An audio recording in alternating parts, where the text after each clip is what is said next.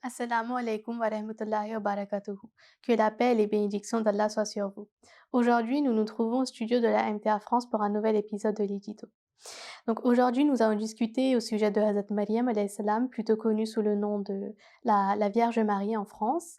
Et c'est donc la mère de Hazrat Isa alayhi salam qui lui est plutôt connu sous le nom de Jésus-Christ.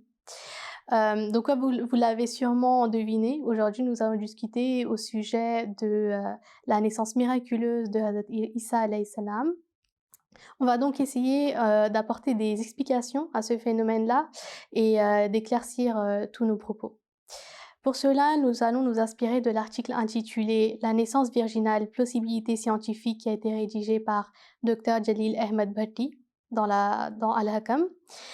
Pour animer notre émission d'aujourd'hui, nous avons aujourd'hui avec nous Madame Maimouna Khan, qui est la secrétaire nationale des étudiantes. Assalamu alaikum wa rahmatullah. Et nous avons donc virtuellement avec nous Madame Anila Anes, qui elle est la présidente du secteur d'eau de France. Assalamu alaikum wa rahmatullah. Wa alaykoum assalam wa rahmatullahi wa barakatuhu. Donc, sachant qu'on parle de naissance, de concevoir un bébé, j'aimerais demander j'aimerais plutôt poser ma toute première question à Madame Maimouna Khan. Donc ça serait comment conçoit-on un fœtus, un bébé?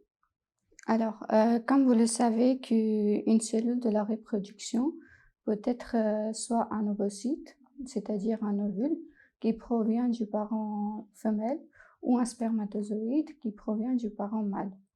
Donc, lors de la fécondation, plusieurs spermatozoïdes vont pénétrer et vont entourer l'ovocyte grâce à des enzymes, mais il y a un seul qui va réussir à rentrer. Donc, une fois que le spermatozoïde il est rentré dans l'ovocyte, les noyaux des deux cellules vont augmenter et vont finir par fusionner. Donc, cette fusion va créer une cellule qu'on appelle la première cellule de l'embryon, le fœtus. Donc, qui va contenir toute l'information génétique pour être un être humain plus tard. Voilà. Et comment est-ce que le genre de l'enfant, le sexe de l'enfant est-il défini? Alors, pour ça, il faut savoir que le génome de chaque être humain est constitué de 46 chromosomes. Donc, les chromosomes, on les connaît par paire. Donc, il y a 23 paires au total. Il y a 22 paires. Ensuite, le 23e qui détermine le sexe d'un être humain. Donc, le 23e paire est aussi connu avec les chromosomes XX pour une femme ou XY pour un mâle. Donc, lors de la fécondation, il y aura 23 chromosomes pour la femme, donc le 23e X, et 23 chromosomes du mâle, donc le 23e qui sera soit X, soit Y. Donc, à la fin, après la fécondation, la cellule qui va former, il aura, comme j'ai dit, toute l'information génétique, donc le dernier paire de chromosomes qui sera soit XX, donc qui va donner un enfant femelle, ou soit XY qui va donner un enfant mâle. Jazakallah Madame Khan pour cette explication courte et efficace. Alors pour nous intéresser à Hazrat Maryam alayhi salam, alors en fait on va tout simplement s'intéresser à sa vie, à son quotidien, comment elle vivait, etc.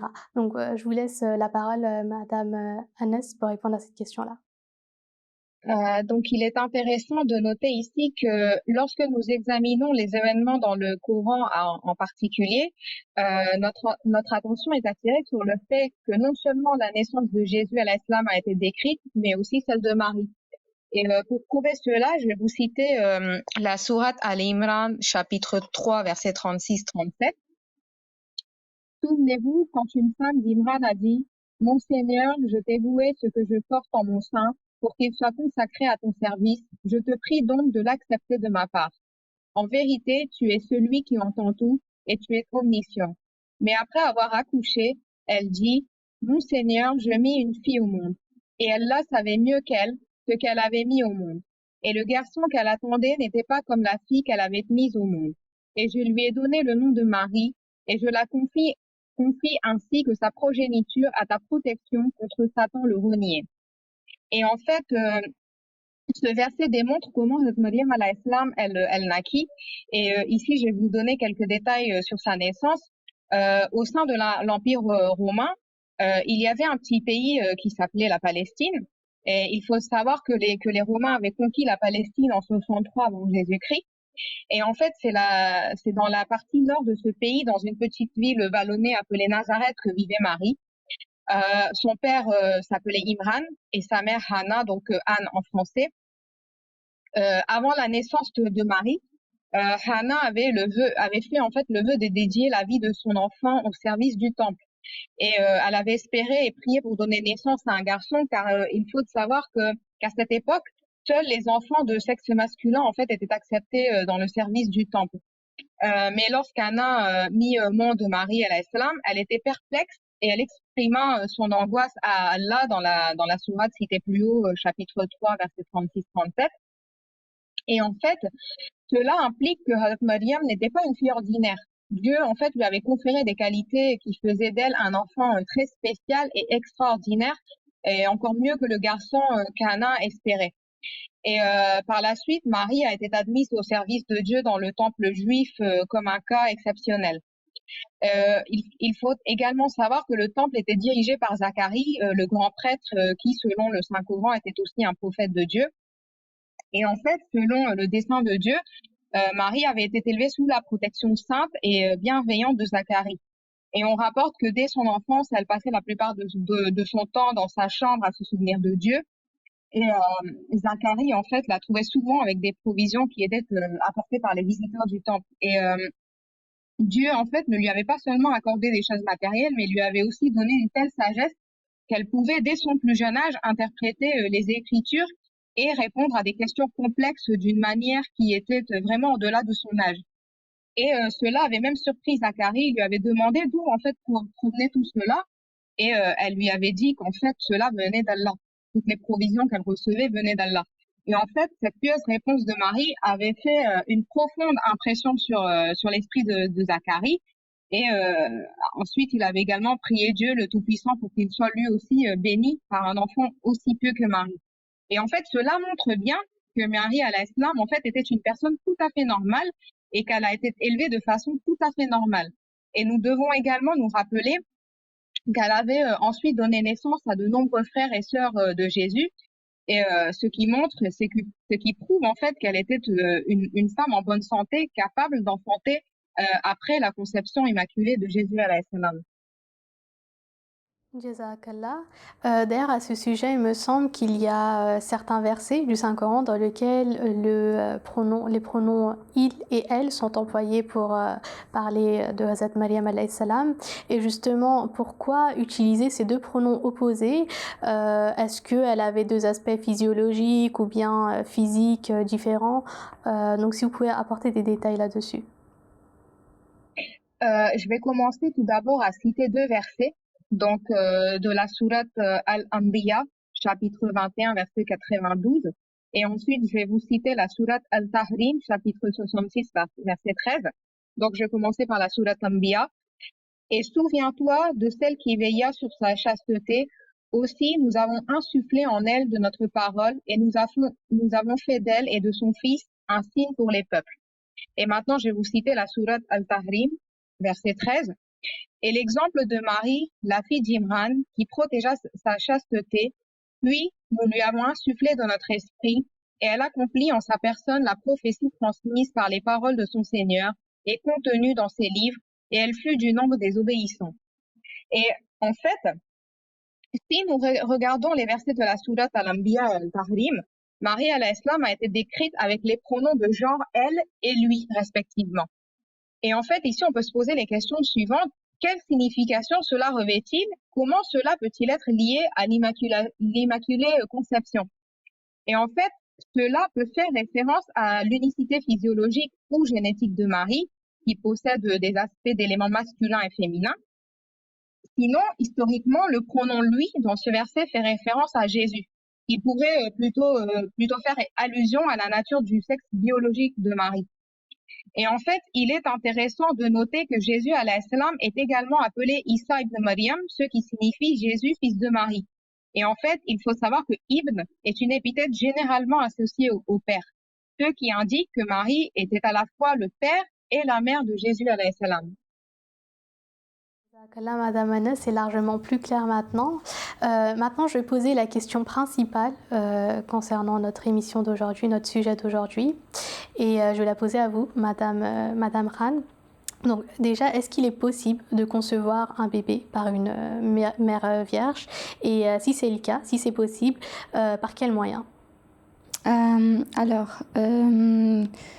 Il peut avoir recours à la science pour concevoir un bébé sans rapport, qu'on appelle la fécondation in vitro, donc dans des conditions de laboratoire, qui peut être une possibilité, mais si on exclut toute intervention humaine, il existe des théories scientifiques selon lesquelles il est possible qu'une femme vierge puisse donner naissance à un enfant et un enfant qui peut tomber donc enceinte.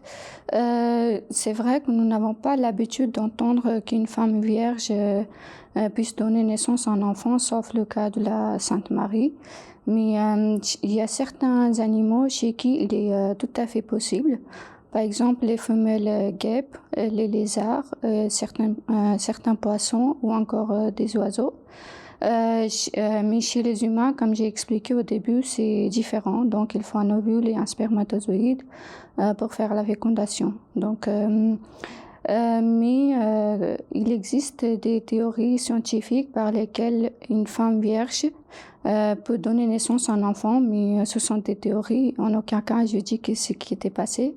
Donc, pour qu'une femme vierge puisse donner naissance à un enfant, il faut qu'il y ait un certain phénomène naturel qui sont très rares s'enchaînent pour qu'elle tombe enceinte.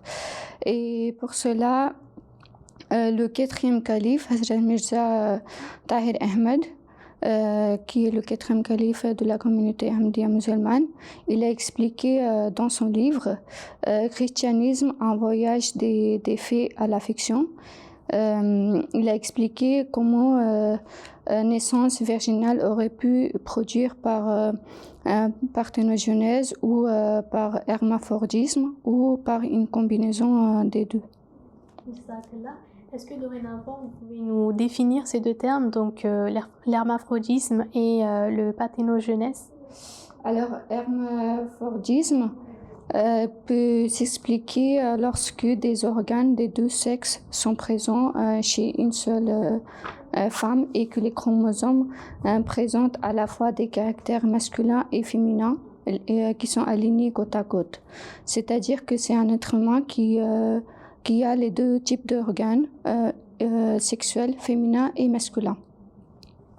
Donc, dans ce livre, le calife de la communauté a donné un exemple d'un lapin hermaphrodite.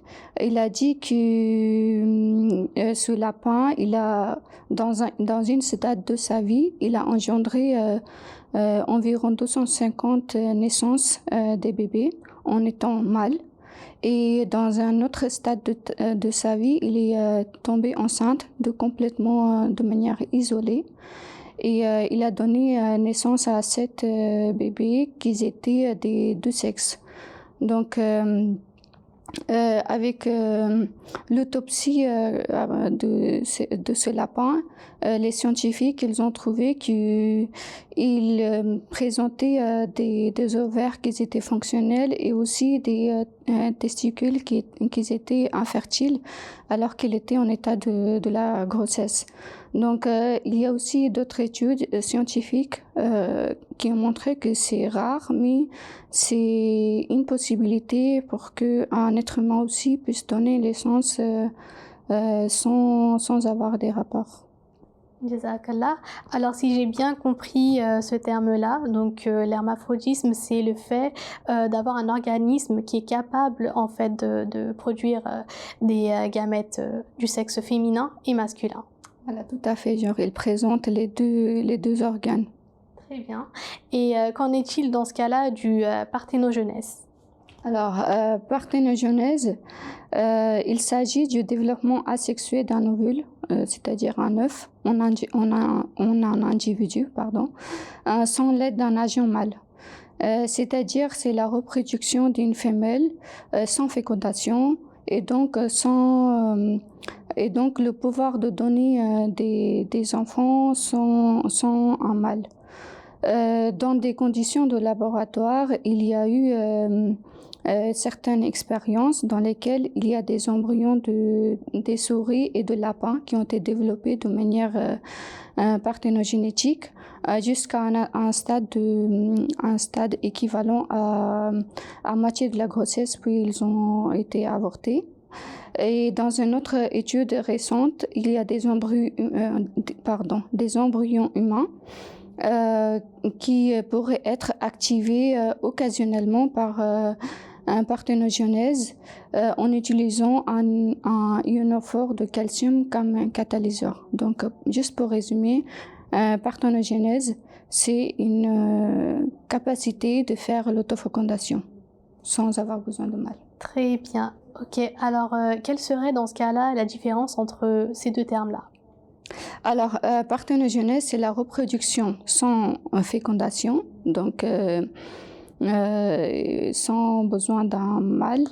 Et hermaphrodisme, c'est aussi la reproduction sans mâle, mais dans ce cas-là, la femelle représente déjà les deux organes, donc les organes femelles et celui d'un masculin. Jazakallah, Madame Khan, pour cette explication scientifique. Maintenant, j'aimerais revenir à notre seconde intervenante, Madame Anas. Pouvez-vous nous détailler comment est-ce que la naissance de Hazrat Isa alayhi salam s'est déroulée? Oui, en fait, l'affirmation sur laquelle Marie a donné naissance à Jésus, son père, se fonde principalement sur les textes religieux du Coran et de la Bible. Et lorsque nous cherchons des indices sur la façon dont cela s'est produit, notre première évaluation doit porter sur les livres saints. Et en fait, il faut savoir que pour éviter les propos scandaleux des gens, Marie al-Islam avait quitté la ville et s'était rendue dans les collines autour de Bethléem, l'endroit où Jésus était censé être né. Et la ville de Bethléem, il faut savoir, elle se trouve à environ 100 kilomètres de Nazareth. Et c'est en fait dans cette région que Marie avait séjourné pour l'accouchement de son enfant. Et en été, l'heure de la naissance de Jésus approchait, Marie avait pris du repos sous un palmier qui se trouvait sur la pente de la colline à l'extérieur de Bethléem. Et en fait, à ce moment-là, dans les douleurs de l'enfantement, elle s'était exclamée dans son agonie, je cite ce qu'elle avait dit, si seulement j'étais morte avant tout cela et que je sois devenue une chose tout à fait oubliée. Et en fait, à ce moment-là, elle avait entendu une voix venant du côté de la pente de la montagne. C'était en fait un ange qui la réconfortait en lui disant qu'elle ne devait pas s'affliger. Et l'ange lui avait dit que son Seigneur avait prévu un ruisseau où elle pourrait se laver et laver son enfant. Et par la suite, l'ange lui avait demandé de saisir le tronc du palmier, de le secouer pour qu'il puisse répandre sur elle des dattes fraîches et mûres. Il lui avait également dit de manger, boire et de se reposer. Et par la suite, il lui avait dit que si elle voyait quelqu'un s'approcher d'elle, il fallait dire à cette personne qu'elle faisait un vœu de jeûne au Dieu le miséricordieux et par conséquent, elle ne parlerait pas aujourd'hui à aucun être humain. Et en fait, la naissance de Jésus a été extraordinaire dans le sens où il est né sans l'intervention d'un homme. Et c'est d'être miraculeux, mais pas contraire aux lois de la nature. Cette forme inhabituelle était en fait un avertissement pour les Israélites. Leur progéniture spirituelle en fait avait pris fin à cause de leurs méfaits et il n'y avait personne parmi eux qui était digne d'être le père d'un prophète de Dieu. Et c'était en fait un signe pour montrer aux gens que le temps de l'accomplissement de la grande prophétie était arrivé et que le prophétat, conformément à l'alliance de Dieu avec Abraham, serait transféré de la descendance d'Isaac à celle de son frère Ismaël. Et Jésus étant le dernier prophète parmi les Israélites. Le prophète de l'islam qui est venu après Jésus en 570, il faut savoir, en fait, était un descendant d'Ismaël. Et ceci, on peut le trouver dans dans le livre La véritable histoire de Jésus, chapitre 2, page 13. Là, Madame Anes, alors si je reprends l'explication de Maïmouna concernant la naissance d'un enfant, enfin plutôt du choix du sexe de l'enfant, alors vous avez dit que c'est finalement le père qui définit quelque part le sexe de l'enfant parce que lui, il a les chromosomes X et Y, sachant que la mère, elle a que les chromosomes X, donc elle peut donner que le chromosome X à l'enfant, et le père donne soit le chromosome X ou alors Y. Et c'est ça qui définit justement le sexe, le genre de l'enfant. Donc là, ma prochaine question serait comment est-ce que sans les chromosomes X et surtout Y, Marie déjà a pu donner naissance à un enfant, a pu concevoir un enfant, et en plus de cela, c'était donc un enfant de sexe masculin, donc qui avait les chromosomes X et Y. Donc voilà, je vous laisse la parole. Pour répondre à cette question, il y a plusieurs possibilités et plusieurs théories scientifiques. Mais tout d'abord, il faut garder à l'esprit 3 points. Que lors de la conception de Jésus, la Vierge Marie, donc elle était vierge déjà. Et ensuite, elle était encore capable de porter des enfants après cette naissance. Donc, ensuite, les enfants qui étaient de la même processus qui est universel de la reproduction humaine. Et troisième point, qu'elle devait avoir la capacité de produire à la fois du matériel génétique masculin, comme vous avez dit, donc XY, et féminin, donc XX. Malgré que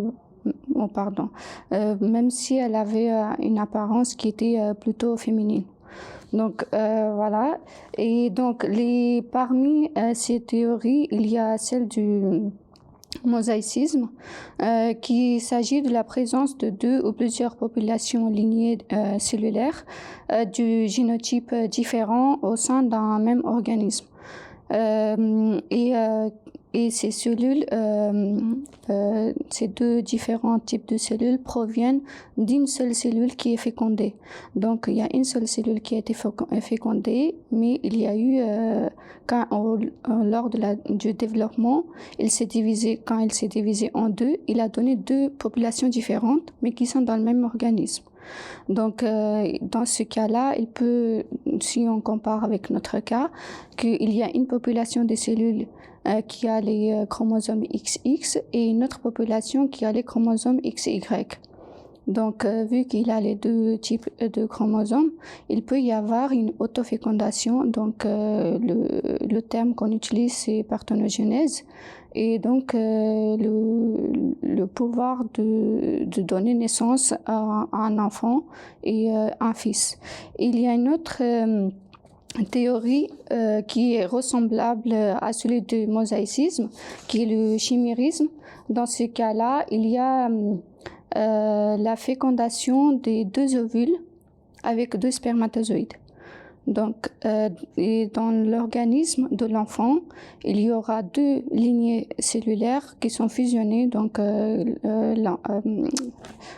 pour l'embryon, les 2 populations sont fusionnées. Donc, elle a les chromosomes XX comme celle du mosaïsme et les chromosomes XY. Et par la suite, comme celle du mosaïsme, il y a la autofécondation, donc parthénogenèse.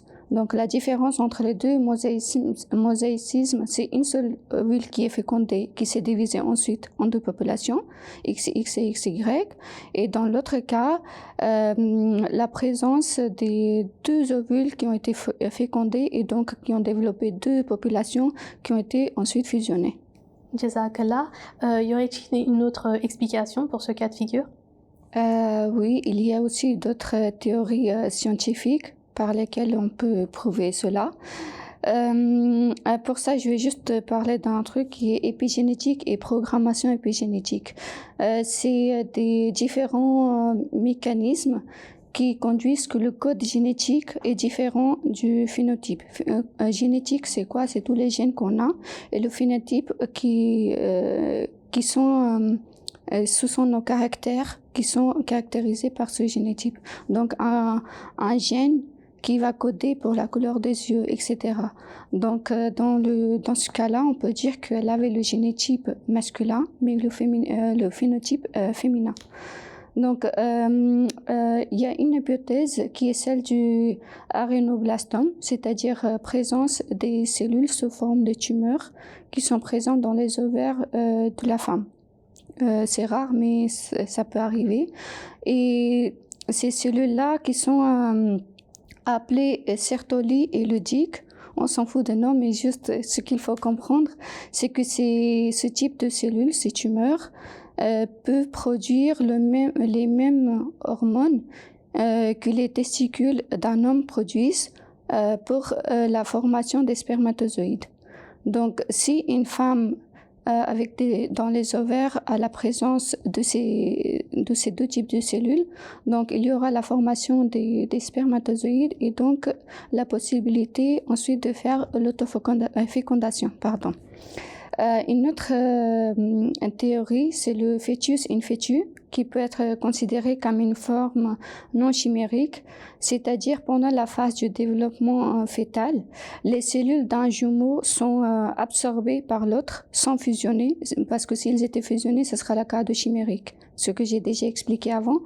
Donc, au lieu de cela, un fœtus est subsumé dans l'autre et s'arrête à la phase du développement. Mais il est présent dans l'embryon comme un parasite ou comme un petit tumeur. Mais il se peut que, vu qu'il est déjà présent chez un humain, il se peut qu'il commence à se développer.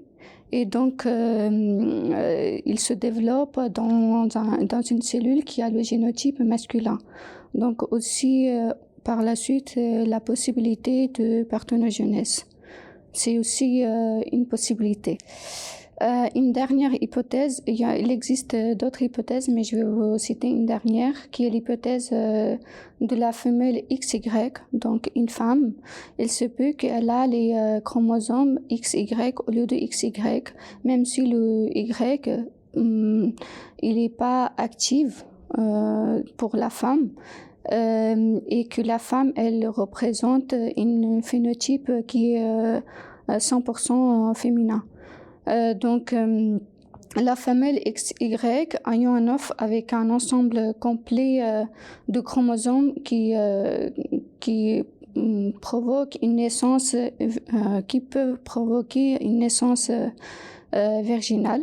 Parce qu'elle a le chromosome Y, même si elle est pas masculin, on va dire comme ça. Donc l'embryon, il va tirer toute l'information de XY et pas celui de XX. Donc dans ce cas-là, l'autofécondation peut se faire en ayant tout le génotype d'une seule cellule et pas de l'autre. Parce que, comme j'ai dit que dans l'épigénétique et reprogrammation génétique, il se peut qu'il y a des gènes qui sont inactifs, qui sont pas actifs, mais qui représentent un phénotype autre que ce qui est le génotype. Donc, dans ce cas-là, comme j'ai dit avant, la parthénogenèse est tout à fait possible. Donc l'autofécondation est sans nécessité de faire la fécondation avec un mâle ou avoir besoin d'une cellule qui provient directement d'un mâle. Voilà. Jazakallah, Madame Khan, pour toutes ces explications. Donc, toutes vos théories, finalement, démontrent bien qu'il est possible, dans un premier cas, de concevoir en étant une personne vierge, une femme vierge, et en plus de cela, de concevoir un fœtus masculin.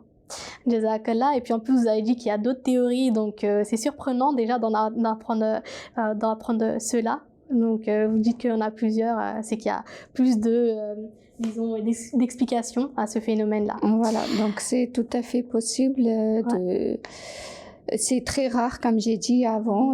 Il faut qu'il y ait un certain nombre de phénomènes rares qui s'enchaînent pour qu'on arrive à ce résultat. Mais les scientifiques, ils ont récemment trouvé que c'est tout à fait possible. Jazakallah, justement, ça m'amène à ma seconde question. Est-ce qu'il y a d'autres cas similaires à ce phénomène-là dans le monde? Alors, pas exactement le même cas, mais il y a deux cas qui ressemblent, que j'aimerais citer ici, que j'aimerais mentionner ici. Déjà, il y a le cas de la femme croate qui avait le génotype masculin, 46 chromosomes avec un XY. Donc, c'est une des théories dont j'ai parlé. Et qui a donné naissance à une fille qui avait le même génotype, donc 46 chromosomes avec XY. Et dans ce cas-là, la mère et la fille, toutes les deux, ont reçu leur chromosome Y de leur père. Donc, mais le chromosome Y de la mère présentait une variation pathologique, mais dans le cas de la fille, le chromosome Y était sans aucun défaut génétique. Mais quoi qu'il en soit, la mère et la fille se sont développées autant que femmes, plutôt qu'un homme, et car les deux avaient les conditions d'inversion du gène lié à l'X. C'est la théorie épigénétique et la reprogrammation génétique dans laquelle il y a la reconversion des chromosomes.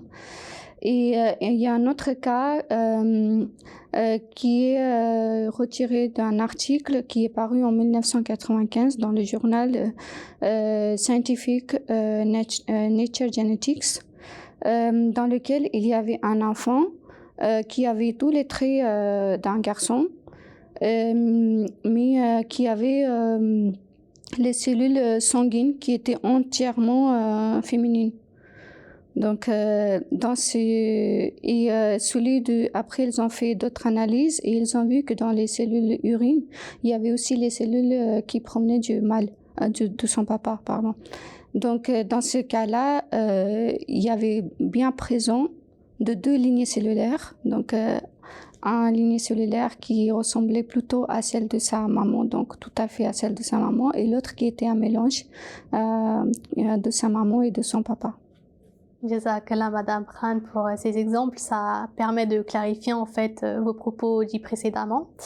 Maintenant, j'aimerais avoir le point de vue de l'islam sur ce phénomène-là. Donc, Madame Anas, c'est à vous que je posais la question suivante.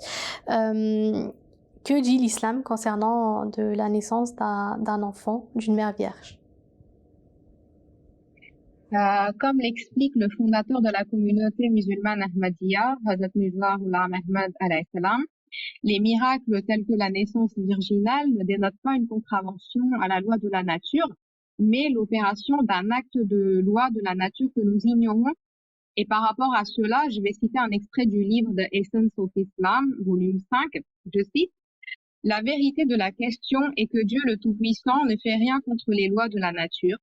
Ce qu'il fait, c'est qu'il crée les causes, que nous les connaissions ou non, et celles-ci sont toujours présentes. Par conséquent, les miracles, tels que la fente de la lune et le feu, qui n'a pas brûlé Abraham alayhi salam, ne sont pas non plus des exceptions. Au contraire, ils résultent également de moyens très subtils et cachés, et sont basés sur une science vraie et factuelle. Les personnes myopes et celles qui s'éprennent de la philosophie obscure ne peuvent comprendre ces choses. En fait, les progrès scientifiques permettent d'apporter des réponses potentielles à la question de savoir quels étaient les moyens cachés et quelles sciences factuelles sous-tend les miracles. Et en fait, avec l'aide des développements modernes en génétique et en embryologie, la naissance virginale peut être étudiée et sondée. D'ailleurs, Memouna l'a prouvé. En fait, certaines sciences ont déjà été prédites dans le Saint-Courant 1400 ans auparavant. Certaines ont été accomplies, d'autres, en fait, sont en train de s'accomplir aujourd'hui. Et parmi tant d'autres exemples, je vais prendre l'exemple du cosmos.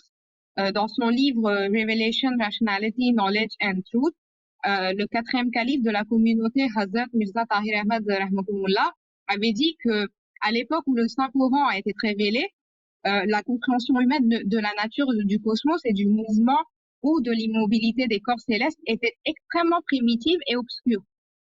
Et aujourd'hui, ce n'est plus le cas, car notre connaissance de l'univers a considérablement progressé et s'est étendue à l'époque actuelle. et certaines des théories relatives à la création de l'univers ont été vérifiées comme des faits, tandis que d'autres sont encore en cours d'exploration. Et en fait, le concept de l'expansion de l'univers appartient à la première catégorie et a été universellement accepté par la communauté scientifique comme un fait. Et cette découverte, en fait, avait été faite pour la première fois par Edwin Hubble dans les années 1920. Et pourtant, quelques 13 siècles auparavant, elles étaient clairement mentionnées dans le Coran. Et pour cela, je vais citer la Sourate Ad-Dariyah, versets 48-49. Et nous avons construit les cieux comme une manifestation de plusieurs de nos attributs, et assurément, nous avons de vastes pouvoirs, et nous avons étendu la terre. Et donc maintenant, moi, je voudrais savoir s'il y a d'autres parties, ou disons plutôt d'autres phénomènes cités dans le Saint-Coran qui ont été plus tard prouvés scientifiquement. Oui, bien sûr, il y en a tout plein. En fait, ici, il convient de rappeler que le concept d'expansion continue de l'univers est exclusif au Saint-Coran. Aucune autre écriture divine n'y fait allusion, même de loin. La découverte que l'univers est en constante expansion est d'une importance capitale pour les scientifiques, car en fait, elle permet de mieux comprendre comment l'univers a été initialement créé. Et elle explique clairement le processus de création étape par étape, d'une manière qui cadre parfaitement avec la théorie du Big Bang. Et en fait, le Saint-Coran va plus loin et décrit le cycle complet du début, de la fin et du retour à un début similaire.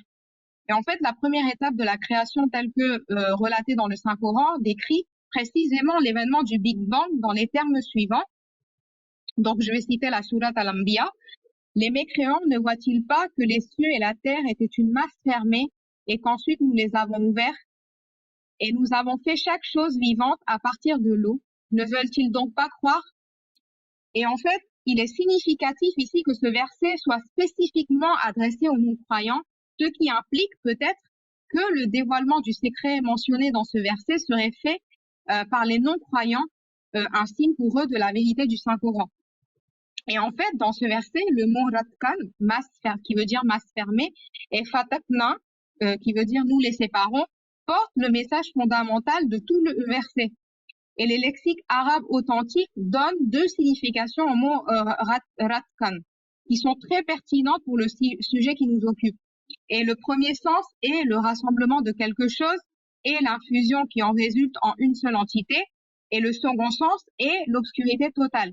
Et en fait, ces deux significations sont applicables de manière significative. Et prises ensemble, elles offrent en fait une description appropriée de la singularité d'un trou noir, ce qu'on appelle en anglais le black hole. Donc, nous pouvons voir que les choses prédites 1400 ans auparavant, elles ont été soit accomplies par le biais de recherches scientifiques, soit elles sont en train de s'accomplir. Et par conséquent, il en est de même pour la conception virginale. Nous pouvons dire qu'il existe en fait une variété de mécanismes possibles qui auraient pu permettre la naissance virginale. Les écrits du Messie promis alayhi salam et notre livre saint, le Saint-Coran, sont la lumière et le principe qui permettent une meilleure compréhension du sujet de la naissance virginale. Et en fait, l'objectif a été ici de présenter les options scientifiques sans parti pris et aussi clairement que possible. Mais il faut savoir que la vérité du sujet n'est connue que Dieu. Et à la fin, je terminerai par citer la sourate Ar-Rad, chapitre 13, versets 9 et 10. Allah sait ce que chaque femelle porte, ce que les utérus diminuent et ce qu'ils font croître. Et auprès de lui, chaque chose a une mesure appropriée. Il est celui qui connaît l'invisible et le visible, l'incomparablement grand, le Très-Haut. Jazakallah, Madame Anas, vous avez tout à fait raison et je pense qu'il est important de le rappeler que, comme je l'ai dit en introduction, on a essayé d'apporter des hypothèses, des explications à ce phénomène-là. Donc c'est pour ça que même Madame Khan, elle a présenté plusieurs théories. Donc à aucun moment on donne une explication juste, valable et unique. Et d'ailleurs mes intervenantes sont tout à fait d'accord sur ce point-là. Je pense que vous êtes du même avis. Donc cela nous permet en tout cas de nous pencher sur l'éventualité et la possibilité que Allah est capable de tout, que tout est possible pour lui et surtout de réfléchir à la force divine qui est omniprésente. Donc, jazakallah à nos deux intervenantes pour vos discours limpides, très clairs, très intéressants. Et je remercie également notre équipe technique et nos téléspectateurs. Et si vous avez des questions à poser, vous pouvez le faire très facilement sur l'adresse mail qui s'affiche là en dessous, qui est edito@mtrfrance.tv. Jazakallah. On se dit à très bientôt pour un prochain épisode de l'Edito, Inch'Allah. Assalamu alaikum wa rahmatullahi wa barakatuh.